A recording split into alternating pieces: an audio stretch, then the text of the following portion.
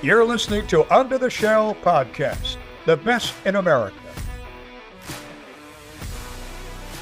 Welcome to Under the Shell, presented by Inside the Black and Gold. I'm Brennan YSL. Sam Jane. And Michael House. And this week we have on a former basketball player, now Board of Regents, and a prominent booster in the current athletic department, Tom McMillen. Tom, take it away. Tom, thanks so much for joining us. Good to be with you. Thank you so much. Yeah. Well, let's start out with the news of the week. Michael Locksley confirmed to return to Maryland. Tom, can you kind of take us through, I know as a board member, you're not entirely directly involved with athletic department decisions, but I'm sure you're in the know more than most people. Can you kind of talk to us a little bit about what you've gathered from the past couple weeks about Locksley's future and how confident you feel in him and Jim Smith's ability to lead that program moving forward? Well, first of all, it's great to be with you. And, I've had some meetings with Jim Smith, the new AD, who I think I regard very highly. I think he's so well skilled, and he's also, I just think he's got all the ingredients to be a great AD. Energetic, he listens. He takes a lot of information in, and he makes decisions. And so first of all, I just want to say, I think Dr. Fines and the university picked a very good AD, even though he's non-traditional in the sense he did not come directly from college sports. I think he brings a lot of skill sets to the table. When it comes down to the Locksley decision, I mean, it's a tough decision. You see all these coaches being fired across the landscape. Personally, I wear my kind of reformer hat on this. I find these buyouts, these couple $100 million buyouts in the last 6 months, I quite frankly think they're outrageous. I mean, here we're spending this kind of money to pay for coaches who really failed. And so I kind of admire Jim for not getting on that coaching carousel. I know some fans may be upset because they say, well, we're not going to win and we're going to be, we're going to be behind the eight ball here. But I think that what's happening in college sports is that there's going to be a reaction to this. I don't know how it will materialize, but when schools are spending this kind of money to really pay a coach to leave, I think it's just crazy. So for Maryland's case, I think they would have had to pay Locksley like $10 million. Then they're going to have to spend a lot of money on a new coach. So I think strategically, I think Jim said, look, let's focus on getting resources together. Let's kind of follow the Indiana model where they really up their resources going into football, and let's see what that will bring about. So it's a tough decision, but I think that he recognizes that Locksley is a good coach. He's gone to the bowl several times in a row, and the Big Ten is an extremely tough conference for football, and but he's going to give him a chance with resources to see how it goes. So I mean, people can argue both sides of it, but I think that I admire Jim for not just running down that rat hole, paying coaches who do not succeed. I guess one of my biggest questions when that news was released was about the resources. Jim Smith obviously says that there's going to be more resources poured into the program going forward, but I mean, where will these resources be coming from, and why haven't they already been in College Park since these NIL laws took place in 2021? Well, it's a good question. So I serve on the board. I serve on the advancement committee of the board. Maryland traditionally, amongst all the Big Ten schools, is really at the bottom of fundraising, both for the general university and for the athletic department. I think we're down with Rutgers as raising the least amount of money. So I view that as an opportunity.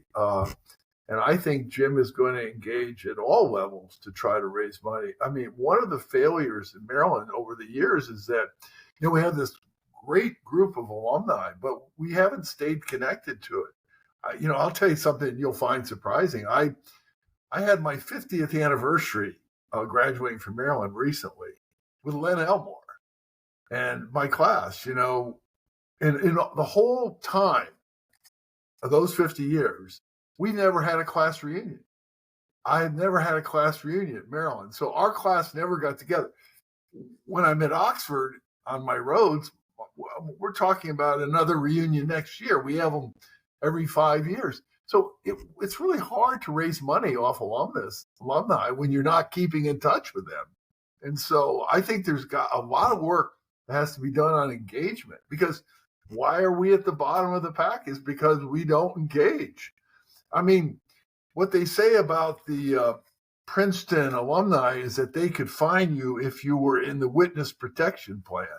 And, Maryland has to kind of up its game to get reconnected to these mass alumni around the state, around the country, because I think they're fertile grounds to plow. And I think we have to try all that, get our resources up, kind of follow the Indiana model and see what it brings.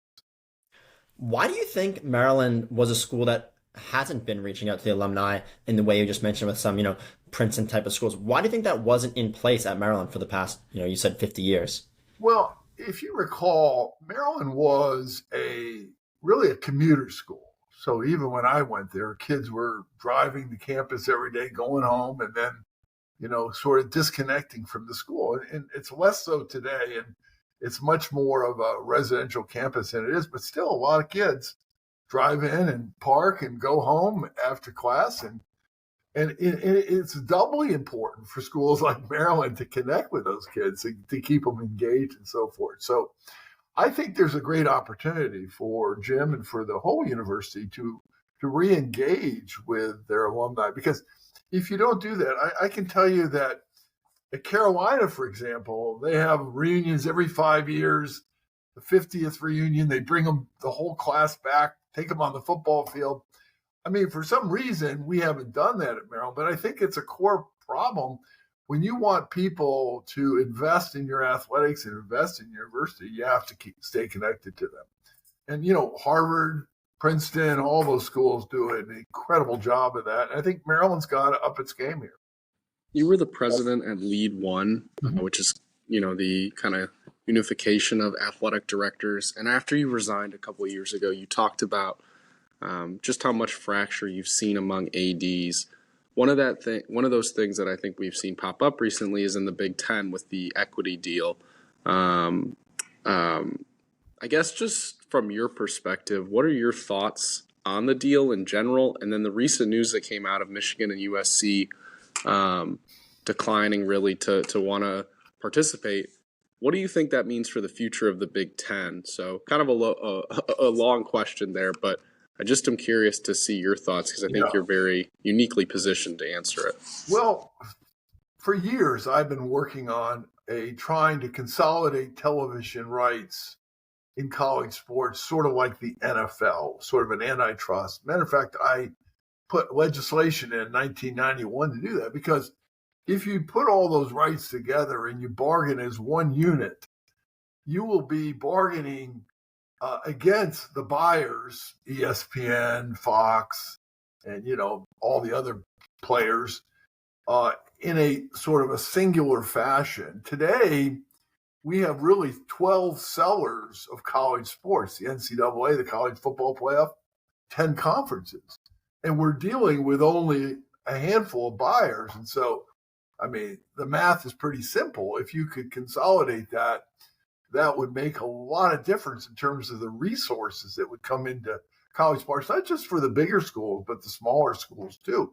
And the things you could do to protect Olympic sports and women's sports and so forth. So I've been involved in that effort for years. I've been working with Senator Cantwell, who has put a bill forward on that matter. So, what the Big Ten's trying to do is do this deal that would say, look, we're going to go down our own pathway. And, I think people can argue for it on both sides of it.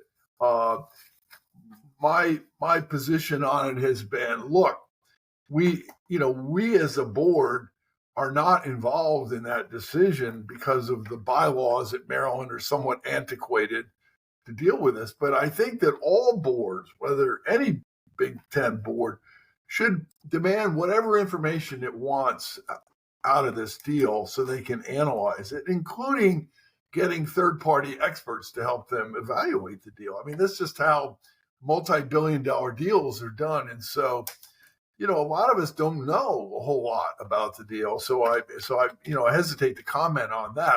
I'll talk about the process. I think the process should be open and transparent. But the bigger question is, what does this mean for college sports? And I think, we all look at College Park as important, but we have a lot of other Division I schools in Maryland, Towson and UMBC and the University of Maryland Eastern Shore, a number of schools. And, I think that what Senator Cantwell's trying to do is come up with a more global solution than sort of what the Big Ten is trying to do. So, I think the verdict's out on it. I think they're going to have to provide a lot more information for some of these boards to decide on it. I've talked to other trustees, and they've had, they have questions. As I said, I don't know a lot about the deal, so it's hard to kind of opine on it. But I will say, I think there needs to be a more transparent process involved in it. And Senator Cantwell's gone so far as to say, look, schools that do these kind of deals are going too far down the commercial road, and maybe they should be taxed. And so, as far as their athletic program, so I don't know how this is all going to sort out. I think it's it's a very uncultivated land, so to speak. So there's a lot of pros and cons to it. But clearly college sports has an issue, and that is, they have a spending problem. I mean, the costs of college sports continue to go up and up and up and up. Now that they're going to be paying players, 20-some million a year. Facility costs are going up.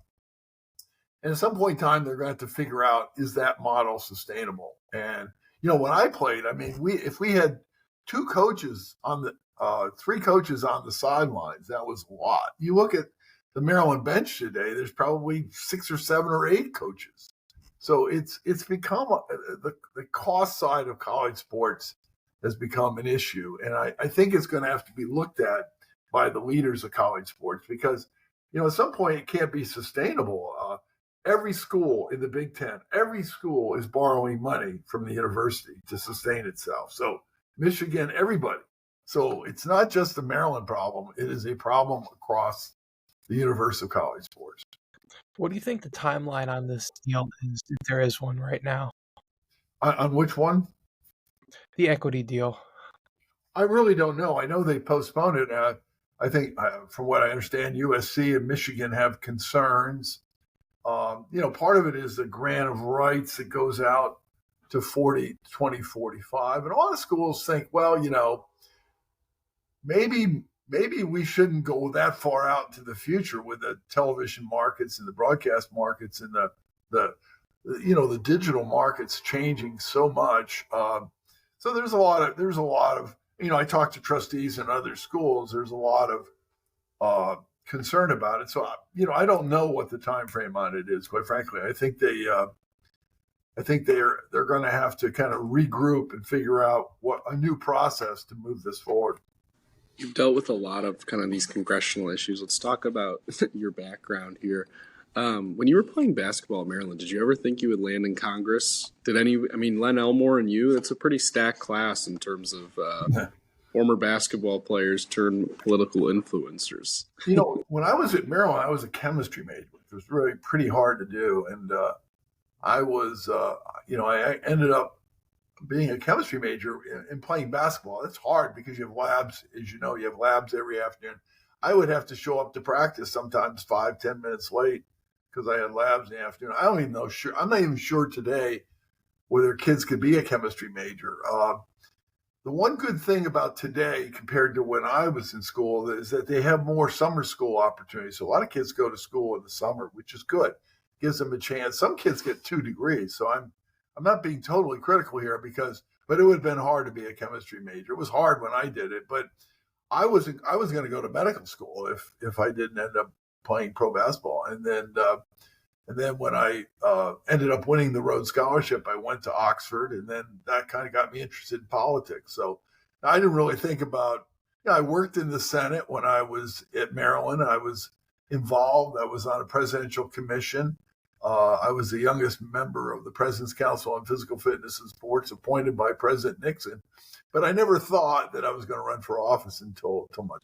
A lot of athletes we've seen have tried to go from being professional athletes to going into politics, and it doesn't always work out. So what do you think for you allowed you to make that transition? So I was playing for Ted Turner in 1983 or so, and I went to see him, and I said, Ted, I love playing for the Atlanta Hawks. He was dynamic. He was doing some great things in business. And I said, I'd love to have you trade me back to Washington so I could run for Congress. And he did. He traded me back to Washington, and I played for 3 years there. In my last season, I announced for Congress. I ran for Congress when I was in the NBA, playing in the NBA. So I played a whole season as a candidate for Congress. What's interesting about that, and the reason why it worked out for me, is that I really planned ahead. I spent 3 or 4 years planning to do this. I just didn't all of a sudden decide to run for Congress. I spent years running around to events, getting to know people, building a national kind of group of supporters. And so, to go from the NBA to Congress literally within weeks is pretty daunting. But the only way, it's opportunity meets preparation. And it was the preparation that I put into it that made the difference. Switching over to your time at Maryland playing basketball, obviously you played for Lefty Driesell, legendary coach who had recently passed away. I wanted to know what your favorite stories of playing with Lefty are. Well, it had to do with our travel to North Carolina. It was always difficult going down to Tobacco Road to play. But Lefty made it particularly difficult. He was quite superstitious. He always gave us little black cats sort of as good luck charms. But we went to Chapel Hill or any place down there, Raleigh, and if we didn't win a game, we never stayed at that hotel again. So Lefty would leave the hotel and never go back. And so his superstitions got to us because it was harder to find hotels after many years going down to North Carolina, but that was one of the most interesting things. But, he was a larger than life person. He really cared for his players. He really put Maryland on the map. I mean, Maryland, my brother played here 6 years before I did at Maryland with Gary Williams. And, people used to go to Cole Fieldhouse. It was during the games because it was a good place to study. And there were no fans in the stands. And Lefty changed all that. Cole Fieldhouse was sold out every game. It's one of the things that he was really big about. He felt that it was his duty to fill the arena. And he went to great extents to do so. And so we were sold out, literally almost every game of my career. And, it goes to show you that he was not just a great basketball coach. He was a promoter. He was larger than life, and someone that really put Maryland on the map. And now to this year, there's a new era in College Park, obviously, with Buzz Williams at the helm. They've only played a few games so far under Buzz, but what have you seen from Buzz and kind of the direction that he's heading this program into? Well, first of all, I have to give Dr. Pines and the leadership at Maryland great credit because I think they found a terrific coach. I mean, he's a winner. He's never won. He's never not done anything but win, whether it's Marquette or Virginia Tech or Texas A&M. He's a great basketball coach. I mean, he was dealt a really bad set of cards when he took over this job. He had no players. He had to go reboot that whole roster, and he did it. I mean, God bless him for what he did. And I think that over time, this team will, mature. As I said, he's a great coach. He worries about details, and I think the Maryland fans will be really, really happy with him. And from what I've seen, I'm very encouraged. Tom, I don't mean to jog some old memories, but you were a part of the Olympic gold medal game in Russia in 1972. And for any basketball fans that don't know, this was a game that was played under some crazy controversy. 3 different endings to the game, basically, from my understanding, due to various rule interpretations. I'm sure you have plenty of stories from that game, but can you just kind of break down what happened and if that is still to this day the craziest event you've ever been in? It was pretty crazy because it was a world stage. We were playing on world television at midnight. We were playing in Munich at midnight because we were trying to telecast back to the United States and their time zones. 5 days after the Israeli athletes were murdered in the village, which was, mind-boggling to think that an Olympic village could be, attacked by terrorists. I mean, the word terrorism wasn't even a big word back then. It wasn't something that is more understood today than it was then. It was so unusual. And to see a village, an Olympic village built for sport, turn into this armed camp was, as I said, it was just mind-boggling. And as we watched the day go on, we still had to go practice. We had to get ready. We were playing the World Championship 5 days later. And so when we played against the Soviet Union, it was a game where we were playing against a team that was mostly 10 years older than us. They were pros. And we were, really amateurs in the sense that we were college students. And we were playing a very old-fashioned game. Hank Eibel was a traditionalist, and he liked to throw the ball around, take his time on offense, and that wasn't necessarily the style of a lot of our players. So we finally got control of the game, and we came from behind and won it. And then, of course, the referees kept resetting the clock, and on the third time, the Soviets prevailed, and we refused to accept the silver medal. So to this day, we have no medal. We're a footnote in history, and it will go down as probably the most controversial game in Olympic history. Do you wish that you got the medal, like now looking back, or do you stand strong in the decision to boycott the silver medal? Well, what happened was our team voted, so we all voted to not accept them at the time. In some respects, I wrote a letter to the International Olympic Committee a year ago and said, look, the medals are sitting in Lausanne, Switzerland, but it wouldn't be better if those medals were sitting in like a museum, like the Olympic Museum in the United States or the Naismith Museum, or the Basketball Museum. Not that we would accept them, but people could understand the game and what happened. But the Olympic Committee said, look, we're not going to send those medals over there unless you're willing to accept them. And so none of our teammates were willing to accept them. And it's kind of unfortunate because those medals are going to sit in Switzerland forever. And the story will probably fade as all historical stories fade. But it was a moment in time in the Cold War against when the United States and the Soviets were fighting in so many different arenas. Here we ended up fighting on an Olympic basketball stage. And I think that's the historic symbolism of it. Yeah, that's awesome stuff, Tom. We really appreciate your time. Thank you so much for hopping on. Great stories. You have a pretty storied life. So we had to bring you on under the shell and chat with you. So thanks again, Tom. Listen, College Park is a great university. It's Dr. Pines and all the leadership have done marvelous things. And so I'm a proud alumnus, and go Terps. Thanks, Tom. We appreciate your time.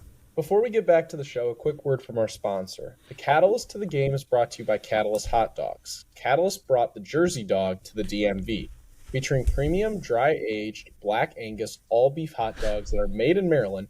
They're served with handmade toppings, including hot onions, relish, and their signature Texas chili sauce. Guys, I actually had a Catalyst hot dog the game because I had the day off. So I was like, you know what? I'm in the CQ stands. Let's go get a Catalyst hot dog. The Texas chili sauce, elite. And don't also miss their garlic knot dogs. Catalyst always offers vegan dogs as well as gluten-free buns because Catalyst has food for everyone. You can find them in CQ Stadium in Section 14 and the Xfinity Center in Section 210. Tell the people, a hot dog is a sandwich. All right, now back to the show. Well, that was good stuff and kind of pertinent stuff from Tom all about this current administration and what they're doing, because the big news out of the week from Maryland Athletics, let's get right to it, guys. ESPN reported that Michael Locksley will be returning to College Park for his, what will be, ninth season as the coach of Maryland. 8th or 9th? Well, 9 including his interim year, sorry. Sure. But his 8th season here over the past couple years.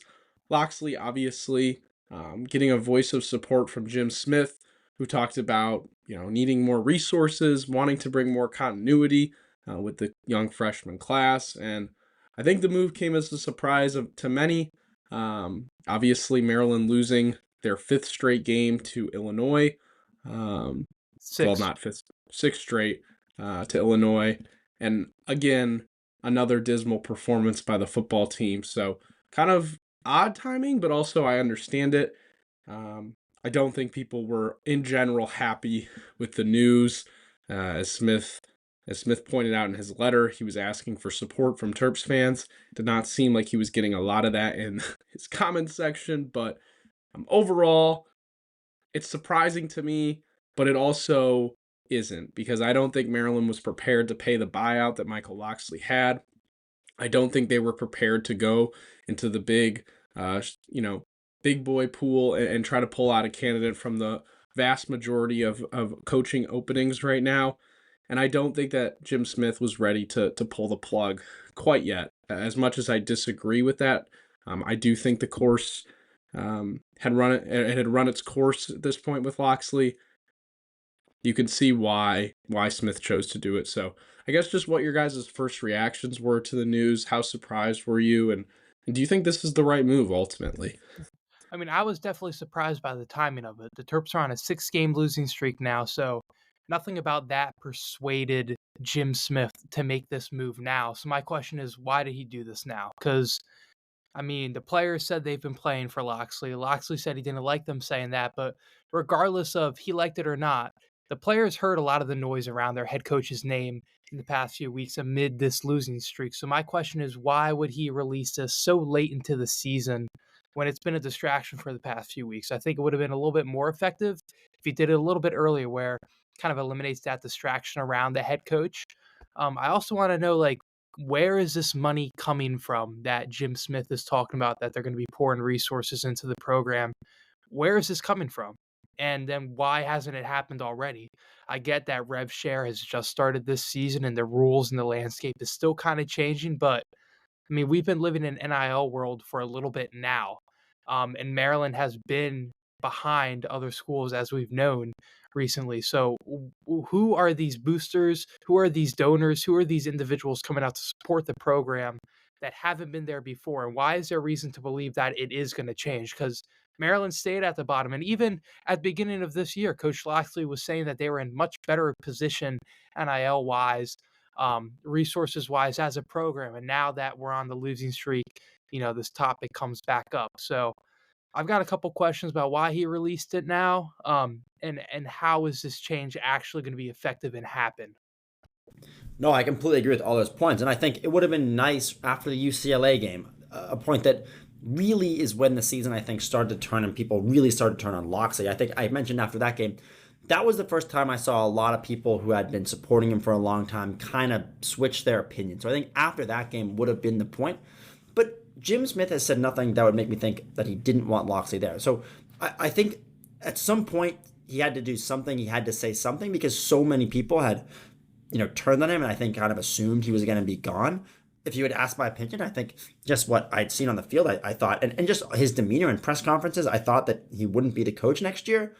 But with that being said, I think if you are an AD, it's a very smart decision to come out and say, this is our head coach. It makes recruiting easier. It makes the transfer portal easier. Otherwise, you put yourself way behind because if there's all these rumors around, okay, this coach might be gone, it's really hard to recruit. So it's hard to get player buy-in. If you have 2 games left, it's like, what's the point? So I think obviously it's too late, but making a statement like that is a very wise thing to do just so everybody's on the same page. And sure, you can now say all you want about if it's the right decision or the wrong decision, but it just kind of clears the air. And after the UCLA game obviously would have been so much nicer. But we saw this happen with Tony Elliott at UVA. He didn't have some great seasons. AD backed him, and Virginia might make the college football playoff. So I'm not saying that's going to happen at Maryland. I don't think it will, but I think the sentiment of supporting your head coach is brilliant. I will say I don't know an example in the past in college football history where a coach has had 7 seasons like this, and then the 8th season, magically, they are a contender.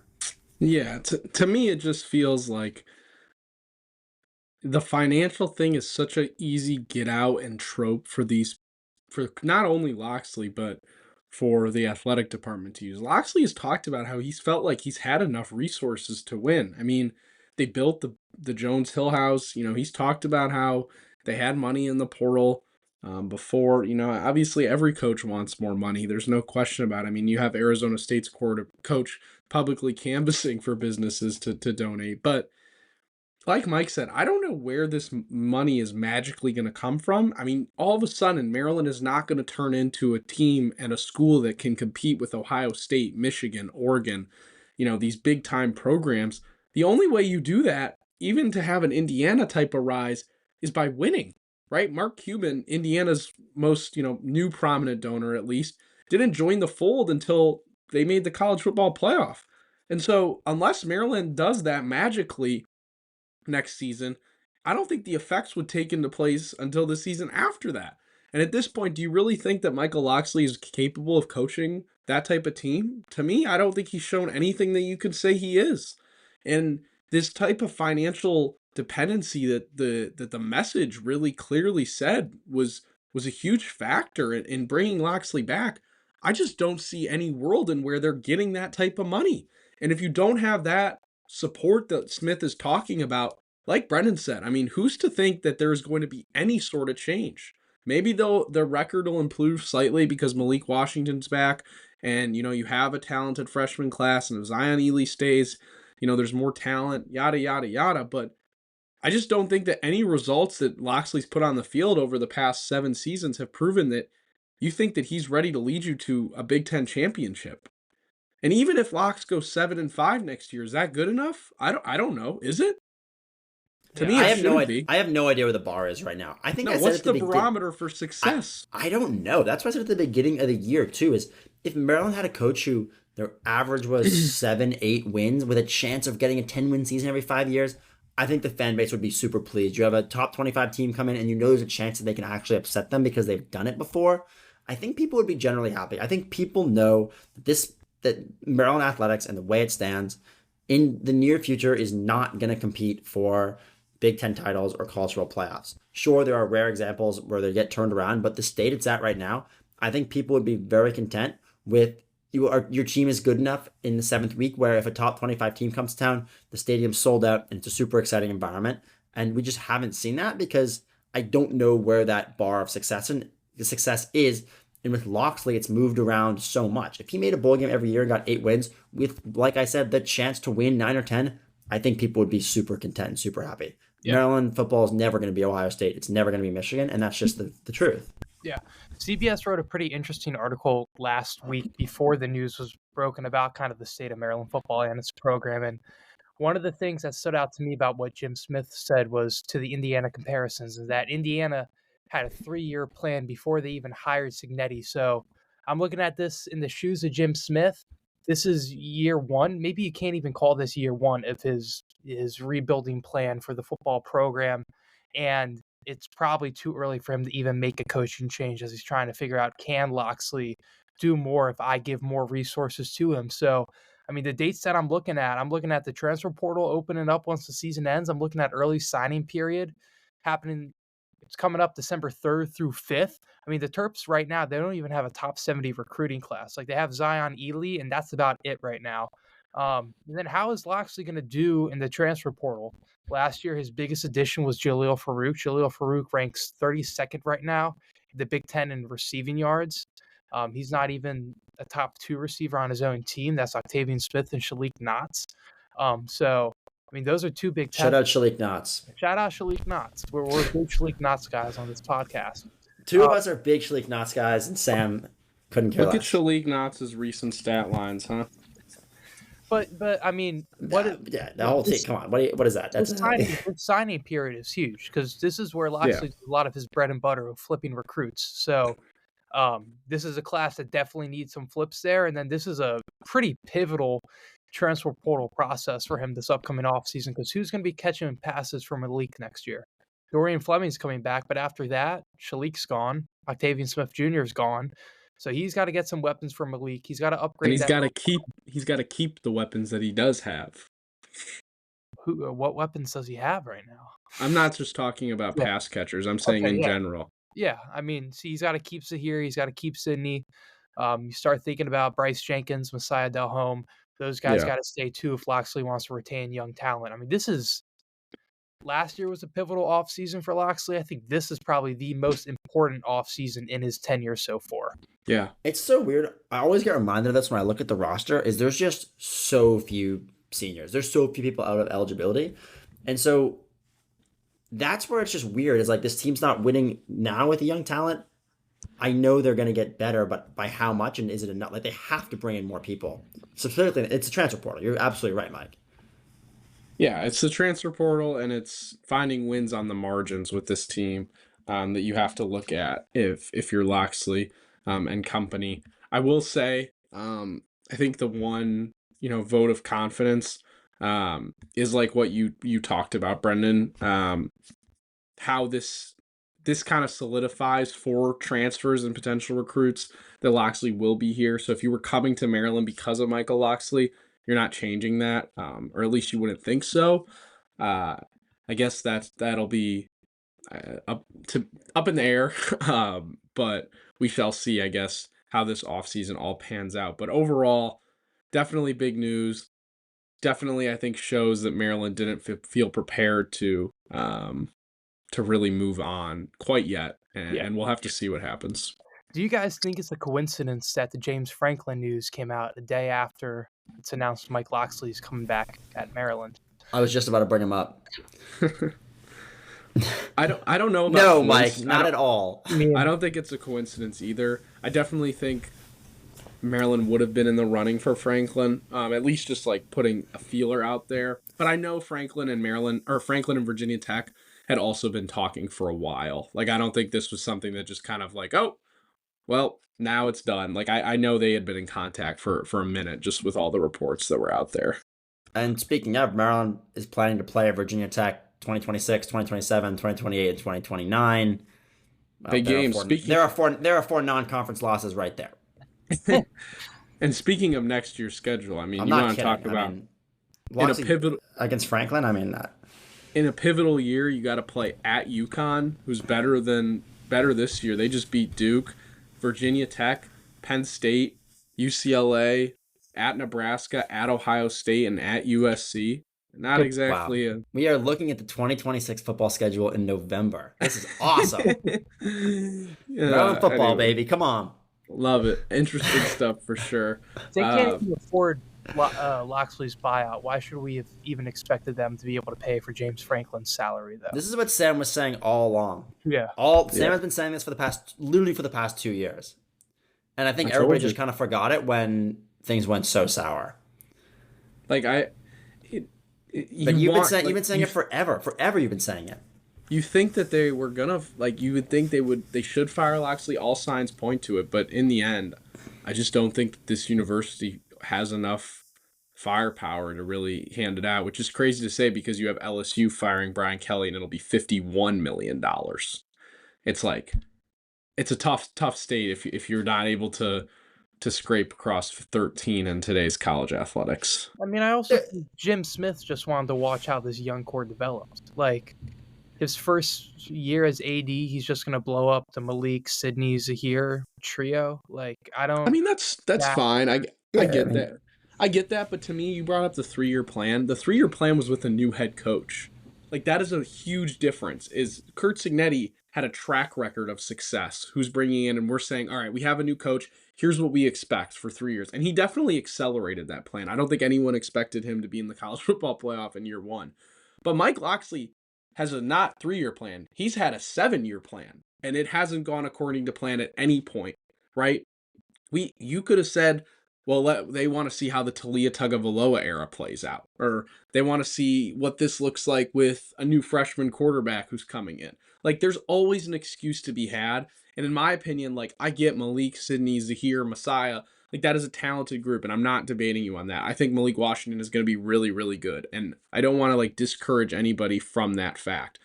My thing is just, do you think that Malik Washington is going to be good enough, / the freshman core, to elevate a head coach who's proven time and time again who he is, I guess? Like, what Maryland's ceiling is under Michael Locksley? Like, Malik Washington has 1 year of a track record here. Michael Locksley has 7. Like, to me, I just would look at the data, and one massively outweighs the other. I would say, though, like, if we're looking at the program, where it was when Locksley took it over to where it was at the end of the Talia era, I would say that was a success with what Locksley did there. Talia might have been really good. People aren't talking about that enough. Loki, he might Definitely. have I'm been not- really, really, really good. None of what I'm saying, like, is, I'm not trying to say that it wasn't a success. I'm just saying, to get to the point of where Maryland fans want to go, like, I don't think Locksley's shown that he can do that. Like, they went 8-4, correct? But they beat, what, 2 winning teams? Like, that's not, I don't think that's the ceiling Maryland fans want. Like, you're 7-5, 8-4 every year, but you're beating up on terrible non-conference schedules, and in a revamped Big Ten, that's not going to happen anymore. Like, I don't know. I mean, maybe I'm wrong. Maybe I'm misjudging the fan base. I just don't think that's what they want, really. I want to compare Maryland to Nebraska real quick. And I know Nebraska has a little bit more resources than Maryland, but A lot more. a lot more. But what if the Terps have somewhat of a similar jump to how Nebraska's been playing this year? I know Raiola's out now, but they were 6-6 at the end of the regular season last year. Obviously, Maryland's probably going to finish under 500, but they're 7-3 right now. If Maryland has that sort of progress next year, would you call that a success? I guess, but if you look at who Nebraska's beaten, they haven't beaten a team with a winning record, I don't think. They've beaten maybe Cincinnati. It's Maryland-esque. Yeah. They have maybe the easiest schedule I've ever seen. The Cincinnati win was legit, but they played them at the beginning of the year. And they're going to lose probably to Iowa and maybe lose to Penn State. So I don't know. I guess if Nebraska finishes 9-3, then yeah, definitely. But if they finish 7-5, no. Like, I don't know. I think if you're doing this next year, if they're running it back with Locksley next year, you need at least 8 wins, to me.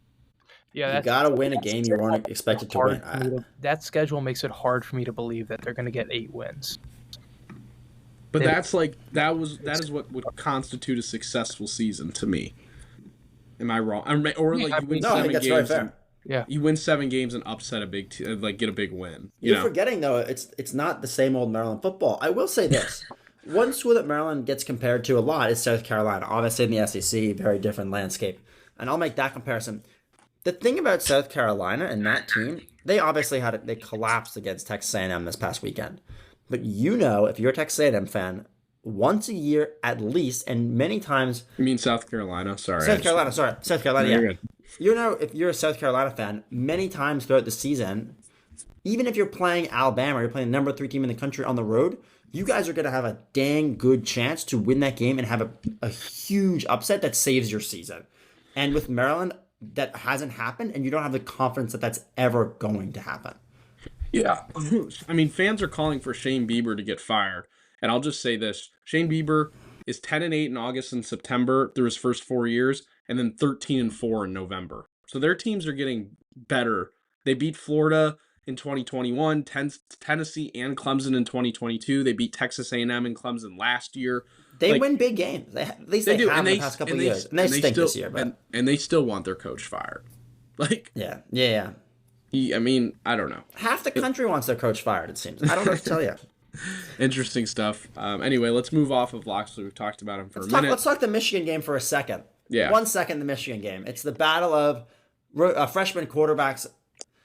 What are your guys' thoughts going to that game? Being from Michigan, this will be an exciting one for me. I don't think Michigan is that good, to be honest. Like, I think they lack a lot of cohesiveness. They're the youngest team in the Big Ten, so it'll be a young team in Maryland against a young team in Michigan. Michigan turns the ball over a decent amount, at least last week against Northwestern. That's what Maryland does best on defense. So I think there is a path to maybe kind of creating some chaos in this game, but I just don't see any way this Maryland offense is going to move the ball against the Maryland defense. Michigan's pass rush is legit. Jayshawn Barnum makes his return to CQ. I really don't see any way they're going to be able to consistently move the ball. And that just lends me to believe Michigan's going to eventually be able to lean on Maryland with the running game enough to where they're just going to dominate the trenches and kind of and run away with this one. If you've watched any of Michigan games, which Sam, I know you've watched a bunch of them so far this season, you can say that Bryce Underwood has been a little underwhelming for the Wolverines so far this year. And if you watch Maryland tape and a lot of receivers are dropping Malik's balls, I would say that Malik has probably outplayed Bryce Underwood this season. So, like you said, Brendan, that's probably you guys disagree? I would have said that maybe through September, but I don't know as of late. I mean, in the Illinois game, he had a couple passes that should have been caught. He had that touchdown there, which would have made it a one-score game in the fourth quarter that was dropped by Szymanski. I don't think Malik's been getting helped out at all statistically. Yeah, no. By his receivers. But like you said, Sam, it's going to be hard for this offense to move the ball. I mean, they couldn't even move the ball against Rutgers in the second half. Like it'll be a tough watch probably in the second half for Terps fans. Let me offer one interesting piece. I think what Sam said is possible. There could be some chaos in this game. The last 2 times Maryland has played Michigan or Ohio State on this weekend, the weekend before they play each other, obviously it's a trap game for both those teams. 2022, Maryland played number 2, Ohio State played them pretty close and had a competitive game. 2023, Maryland did the same to Michigan in the same weekend. There's opportunities for this game to be close in the first half. I think because of that, I expect Michigan to win just the way Maryland's looked offensively in the past 6 weeks, really the past 3 weeks, 2 weeks. But, I think that is the only thing I would look at. Like there's a little hope just because Michigan has their biggest game of the year the week after. Yeah, Terps fans will always have that almost win against Michigan the year they won the Terps Natty. fans will always have that almost win against every ranked team. So I don't know. Yeah. I will give credit to the men's basketball team as we move on. Gritty win, not gutty. Gut check win, I should say, against Marquette after a pretty horrific-looking injury to Pharrell Payne. He's reportedly been walking around on campus. I've not seen him, but I know some he was people at the who women's have. game. Yeah, so maybe it's better than expected. We should find out more, hopefully tomorrow. I think just regardless, if he plays or not, if he plays again this season or whatever, just the fact that he was up and walking after that injury was a great sight to see. Yeah. But after Payne went out, Maryland recovered, beat Marquette on the road. I think Marquette's pretty stinky, to be honest, but still a good win. I mean, a road win in college basketball in the non-con is always going to pay off come March. So that's a huge victory for Maryland. Diggy Corey scored 19. My guy, Isaiah Watts, dropping 18. So huge game from them. The three-point shooting was a lot better, 36%. It was mainly from 2 guys. Diggy and Watts hit the 2, and then Elijah Saunders hit 1 3. So that's where they got the most of their production. But the offense obviously improved, and then defensively really shut down Marquette on the perimeter. 11 of 40 were the Golden Eagles from deep. Marquette missed a lot of shots. They missed. Yeah, they had some pretty good looks, but they were just clanking them. A lot of bricks from Marquette. Yeah, missed 7 3 throws too. That's never good. So a gritty win for Maryland for sure. A couple of big plays down the stretch from your starters. So really liked that win for Maryland and that a bounce back for sure after kind of a disappointing loss. Brendan, you were all over that. You thought Marquette was pretty bad. You said they had a good chance of going in. What's your kind of quick big takeaway from the win over Marquette? That game was a massive whirlwind. I thought Diggy Coit had a lot more confidence in the first half. The first 10 minutes of the game, he was pretty unconscious, maybe even first 5 minutes from beyond the arc. Him getting going is a good sign. I really think after Payne went out, as unfortunate as it was for Maryland, obviously at that point they're all playing for him the whole rest of the game, the final 12 minutes, whatever it was. But I think everybody realized, okay, we can't rely on him to do all the work offensively. Our offense can no longer be we throw it into him and hope he makes a play or hope he kicks it out and makes a play. I think all the scorers realized, Saunders, Watts, Mills, everybody really on the floor realized it's now our time to create. And Saunders definitely had a lot more confidence in the final 12 minutes because they kind of realized it's now their job to do, to have offensive production. And it's just unfortunate. It would have been better if, Payne fouled out and you get him for the, next game or however long he's going to be out. We're not sure. Obviously, they're going to be playing without him for a bit of time. So having that confidence is helpful, but they're still going to struggle against, teams that are more physical, especially in the Big Ten. But I thought getting that gutsy win was very impressive, and watching Buzz Williams coach is awesome, and his passion for the game and his motivation is, listening to some of those locker room clips are pretty sweet. Man, you're falling for the Buzz trap. I will say, if they're missing Payne, that down low presence is really going to hurt them. Yeah. All they have left is totally. Metcalf, and I guess Metcalf had a decent game. He had 2 blocks against Marquette, only grabbed 2 boards in 12 minutes. But I mean, they're going to be hurting down low for a team that already is having trouble rebounding. It's going to hurt them. So if he's walking around at the women's game, it doesn't sound like it was too bad. We'll see against Mount St. Mary's Wednesday night whether he's playing or not.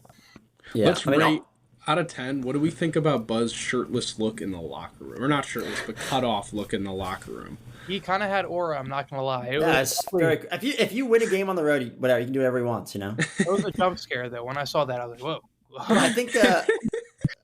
I also think a point of that game that I didn't mention is, winning that game on the road without Miles Rice. He obviously played the Georgetown game. It's the only time he's been in uniform this season, and also without Solomon Washington and without Payne. I mean, people thought going into the season that was 3 of the starting 5. That was 3 of the probably most impactful players on the team. It's a very gutsy win. It's extremely impressive from Buzz.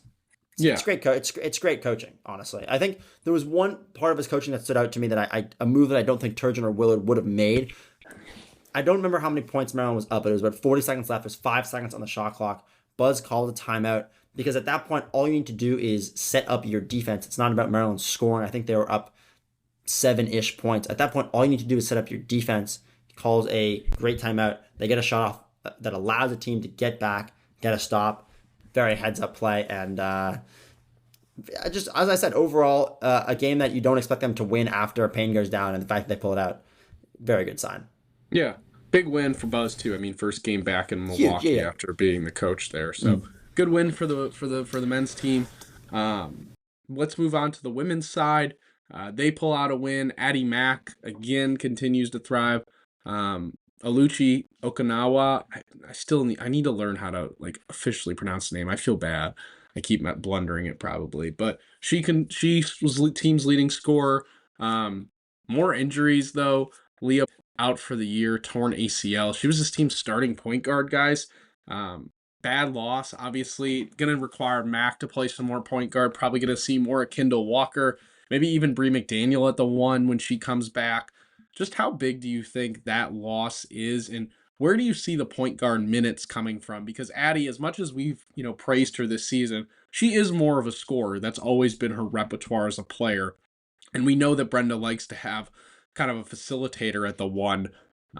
What do you kind of see being the plan at the 1 moving forward? Well, like you said, I think for the time being, it's going to have to be Addie Mack. If you said that entering the season, Terps fans would be like, oh no, because we all know Brenda Reese does not like to play her freshman. Addie Mack has been playing tremendously to start the year. And then when Bree McDaniel comes back, that's kind of the insurance that the Terps need heading into that second half of the season. Into the Big Ten tournament play, NCAA tournament play, that'll be a huge addition for them. And then I guess you could also say Kendall Walker, but I mean, Addie Mack started their last game. And I don't see why Freese would break that trend with the way the freshman's been playing so far. The only thing I will say is that, and Leah wasn't, not prone to this. She actually led the team, but this team is averaging over 18 turnovers a game against a lot of really bad teams. That is not a great sign at all. Their assist to turnover ratio right now breaks even exactly, both at 18.2. So that's not great, especially against such poor teams. I think it'll get better as the season goes on. You just kind of expect Brenda's teams to figure it out, but it's not great when you kind of are just coughing it up so much. It doesn't allow Maryland to get into the press they like to play. They're not playing with the sort of controlled chaos that you see from Brenda's teams. It just is more chaos. And this squad is so talented with so many scorers that if they just figure out a way to not cough the ball up, I think they're going to be in a good spot offensively. I agree with you there. That is a little bit of a concern, but also at the same time, 3 of their starters right now are new to the team this year, who did not play. They were not on the team at all last year. So there is a little bit of a gelling period that you have to go through. It'll be worth seeing how the team progresses as the year goes on, but like you said, we assume Brenda's teams are going to figure this out. I assume they're going to figure this out. I assume it's just kind of gelling together and getting to know each other's play styles. Because again, I mean, Saylor and Schmeichel are the only 2 from last year who are starting. So kind of expected a little bit of a struggle. Maybe not breaking even on the turnover margin. That's definitely a shock. Yeah. One interesting thing, Mir McLean getting like no minutes. Like bottom on the team in terms of minutes averaged after last year playing over 15 minutes a game. She's also been injured, so yeah, she I don't has. know. Yeah. But do you think when she comes back, she's going to be... I mean, she played 13 minutes against Loyola Maryland, but most of those came in a blowout, you know? Yeah. It's hard. I think how much she plays is a very matchup dependent. Obviously, a much better. Only 1 minute against Princeton. Yeah, I think it's very matchup dependent. Defensively, we saw her be used a lot last year in some of those closer games down the stretch. In some of the NCAA tournament games or the Alabama game, I know for sure. Maybe they ran into more foul trouble. I think it's very matchup dependent. They also have more depth. So yeah. I think she's, at least the team obviously voted her captain. They recognize her as a leader. Whether that's on the floor or not doesn't necessarily matter. I mean, her play is not the reason this team's going to go far or not. But I think you guys summed it up well. I think one other note, Sayla Poffenbarger has definitely taken a jump since last year. More of a leader on the floor and also just has looked very good offensively, and 3-point shots been falling as well. So this team it's the same thing. They got to keep gelling. They have a lot of games at home, non-conference. They're going to go to Puerto Rico, but I wouldn't sound the 5-alarm fire because of all the turnovers at this point. If it's happening in conference play, different conversation, but so many new pieces. I wouldn't be too concerned. Real quick before we bounce, we won't be recording in time to preview the Las Vegas tournament. Maryland will play 2 games, the men's side against UNLV and Gonzaga. Gonzaga, obviously the headline, the number 13 team in the country. The Bulldogs, always good under Mark Few. UNLV, solid as well. They have lost 1 game to UT Martin to begin the season. They have some bad losses there. That team is not good. Oh yeah, they also lost to Montana. What am I saying? Yeah, that's not a great squad. They beat Memphis, which is a good win. So maybe just like kind of a weird team. I would expect Maryland to beat UNLV. Gonzaga, on the other hand, I don't think it's going to go as well. I think the Zags are really, really talented. Their one loss came against they've beaten a good Arizona State team, a pretty good Creighton team, and they got some talent for sure. In terms of a lot of transfers they brought in, some returners with Graham Ike. So I would not expect a win in that. They will match up against Tyan Grant Foster's. Terps fans will remember he was like the only offensive weapon that Grand Canyon had last year. So that'll be a rematch for the ages. And then Maryland will play a 3rd game against an opponent that's unknown right now. So I would say 2-1 would be a huge success coming out of that weekend. Agreed. If Maryland can squeak that out, you'd look at it as a big time in Vegas. Hopefully no players are getting George Pickens and CeeDee Lamb, though. Oh, God. I mean, Gonzaga, number 1 team in KenPom right now. It's a tough game. I wouldn't expect them to win that one, but a 2-1 weekend at the Players Era tournament, it's a success. Yeah, and then on the women's side of things, in Puerto Rico at the Discover Puerto Rico Classic, they're going to have their first big test of the year against number 23 Kentucky. So we just talked about turnovers. That's going to be their first big test to see, all right, like, are they gelling well together? Are they going to be doing these mishaps on the offensive side of the ball against a highly ranked team? So that'll be interesting. That's on Wednesday.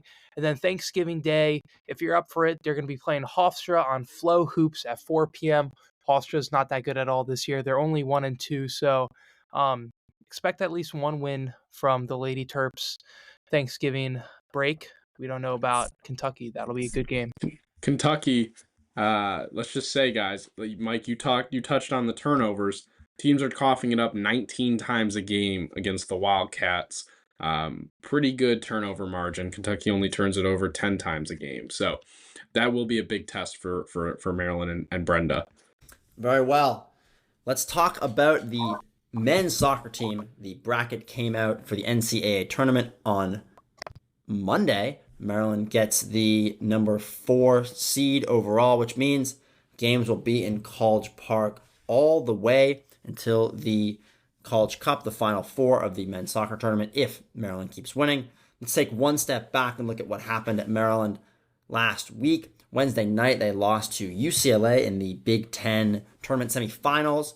UCLA has been on a tear recently. Maryland generated some offensive opportunities, but none good enough to score. And UCLA just, they scored a goal, I think, 75th minute, but the air got taken completely out of Maryland's sails. And it was very odd. Obviously, this team in the regular season led for all but, 2 minutes or a minute and a half, whatever it was. And when UCLA scored that goal, just in the body language, it kind of seemed like Maryland was done. As I was saying, though, going undefeated the entire season, not the most realistic thing of all time. If you have to lose a game at some point, learn a little bit about yourself. You'd rather do it now and have a little more rest going into the NCAA tournament. And at the end of the day, they preserve that 4 seed. So they, as I said, have games in College Park. Let's take a quick look at the bracket. They'll face the winner of UNC North Florida on Sunday at 1 p.m. North Florida, solid season, obviously won the Atlantic Sun, but, I would expect them to lose to UNC, who had a stronger start to the season, and they've lost, I believe, 3 of their last 4 games. All the teams that are in the NCAA tournament came their losses, but I would expect Maryland to win that game against North Carolina, and then they'll likely get UConn, and then as the bracket goes on, SMU, Stanford are the teams that are hosting the divisions that they could play in the quarterfinals. So as the 4 seed, a tougher road, SMU and Stanford, both solid ACC teams. I expect them to match up with one of them in the quarterfinals. But, it's the same recipe we've seen with this team all year. Mac didn't look great against UCLA, but he looked very solid all year. Starting with that Georgetown game has kind of carried through his performance. This team has a legitimate shot to win the NCAA tournament. But if they look like they did against UCLA, they concede a goal and, they kind of fall back on their heels. I mean, this team's going to at some point be losing during the NCAA tournament, and they're going to have to come back and win a game or tie it and get to overtime and, or extra time and win a game in penalties. So if we see what we saw there, I think they're going to struggle. But, if I had to make a prediction now, I think they make it to the College Cup, but I would not predict them to win it all, but I would predict them to make it to the Final Four. Yeah, I'll say this. It might have been a good thing that they lost in the Big Ten tournament to get that loss out of the way. I mean, that is a massive monkey to have on your back heading into the NCAA tournament. You never lost at all heading into the big one. So now they know how to respond when they get kicked in the mouth. Obviously, it didn't go the way that they wanted to against UCLA, but you would assume that they're coming back a little bit hungrier. They're going to be back at home again in front of the home fans who they don't want to disappoint them again. That was a great turnout they had for the Big Ten tournament to drop a dud like that. So I think they're going to learn from it. I don't think that the sky is falling for the program like some people are saying. I think it might be beneficial for them. Yeah, I would expect them to win, and we'll get to talk about the rest of the bracket next week. So I don't think we'll be done with men's soccer after this week. Let's move on really quick. Volleyball, 2 losses this week. 0-2 weekend. They now get to wrap up against 2 of the worst programs in the Big Ten, but I don't really want to spend any more time on Adam Hughes' team because they don't really deserve it at this point. So we'll move off of volleyball. Play? No, I'm kidding. No women's soccer, field hockey. Season wrapped up. Missy Maharg, some interesting comments, took a lot of blame for the year they had in an article in the Diamondback. Definitely interesting stuff there. You should go read that. She talked about how she thought she put too much on her young team's plate, which I respect, kind of taking the blame for her young team's struggles. They had a hard schedule. They did. I also think their offense wasn't good enough or talented enough. That's to be the type honest. of thing where you look back and you're like, well, if you're not it's tough because if you make the NCAA tournament, you want to have the experience playing hard teams, but if they had just scheduled easier teams, won more of those games, they're probably in. Yeah, always tough. You play the schedule, I don't think Maharg is going to really change how she approaches Definitely it. not, but makes you think. Yeah. That wraps it up for Terp Sports. Let's give our picks really quick. We have a tie for first place, unless Mike has made some miraculous comeback. He still has not fallen off a cliff, Sam. Mike has still not counted his record. It's not like I've done so great. I was 1-2 this past week. Kind of got screwed on the Oklahoma-Alabama over. It was a 1-point difference, so disappointing stuff. Mike, but you got to count your picks, dude. Before the bowl games, we got to know. Okay, I'll count the picks before the bowl game. So we're 18. Me and Brennan tied at 18-18, 500 this year. So if you bet on us, you've broken even. I'll start it off. Give me Miami minus 17.5 against James Franklin's new school. Franklin isn't coaching in Blacksburg quite yet. I'll take the Canes. Minnesota plus 3.5 against Northwestern. Go Golden Gophers. Shout out my grandpa. And then lastly, Washington minus 10.5 against UCLA. I think the magic of the Bruins has worn off. I think they stink. Give me Damon Williams and Denzel Boston against the Bruins. All right, I'll go next. The first pick I wrote down was also Miami against Virginia Tech. I'm also going to take Oregon favored by 10 points against USC. And then lastly, I'm going to take JMU versus Washington State. They're favored by 13.5 points. Isn't that crazy? I saw that line. I was like, who would have thought that like 10 years ago, JMU would be favored against Washington State and that they would be playing each other in November? Yeah. Insane stuff from college sports. All right, my picks. I got Vandy minus 10 against Kentucky, Iowa against Michigan State. I'll take the under 42.5. There might be 4 points scored in that game. And then I'll take the Maryland-Michigan over 45.5 because why not? All right, let's do Terrific Terp and let's get out of here. I had a pretty long Terrific Terp last week. I'll do a shorter one this week, and let's talk about tennis because why not? Let's talk about tennis. This week's Terrific Terp is a former men's and women's tennis coach, and he is Jim Leida. He came to College Park after a quick stop as an assistant and then head coach at Mississippi State, where he coached for 1 year. While he was assistant at Mississippi, the doubles team the year before he was the head coach actually won an NCAA title. Before that, in 1988, he attended Eastern Kentucky, where he was the team captain. After that, he briefly competed on the satellite tour, but very quickly, as he knew he was going to, went into coaching. When he arrived at Maryland in 1991, he took over as the director of both the men's and women's tennis programs. The only problem was the teams had no funding. Literally, they had 0 scholarships. It took 5 years for the Terps to win an ACC competition, even win a match on the women's side, but slowly but surely they built momentum. In his 6th year, they still were without full scholarships for all the team, but Leida led the Terps to their first ever NCAA tournament, and for that, he won ACC Coach of the Year in 1996. 2 years later, they finally had a fully funded roster, and then the next year, in 1999, the Terps sent singles, doubles, and a team to the NCAA tournament, first time that had happened in College Park. His strong recruiting allowed the team to still be competitive without having that full funding. Clearly, we're not talking about the NIL era here. 2001 was his last season overseeing the women's team, but he continued to coach the men. Martin Novak took over those duties until 2009 when both coaches actually resigned at the same time. Then Leida spent 1 year at Ohio State as an assistant, where the Buckeyes went 35-2. Then he headed over to the Naval Academy to be the assistant coach, where he has spent the last 16 years. In his time at the Naval Academy, they have won 8 of 14 league titles. Leida is also the head tennis pro at the Suburban Club in Baltimore. The former men's and women's tennis coach here at Maryland is this week's Terrific Terp. That was a great Terrific Terp by Brendan. A great story about a coach kind of bringing a program up with a lack of resources compared to other programs. Something that some of our coaches here at Maryland can't do. Adam Hughes, but that was another great. Did not think Adam Hughes was going into that category. Wow, Adam Hughes Adam Hughes. All right, whatever. Ridiculous stray for Adam Hughes there. Get out of here. That was a great episode this week. You can check us out as always on TikTok, Instagram, YouTube, Apple Podcasts, Spotify, and Twitter. Have a great week. Guess what? You got Under the Shell Podcast. Nobody does it better.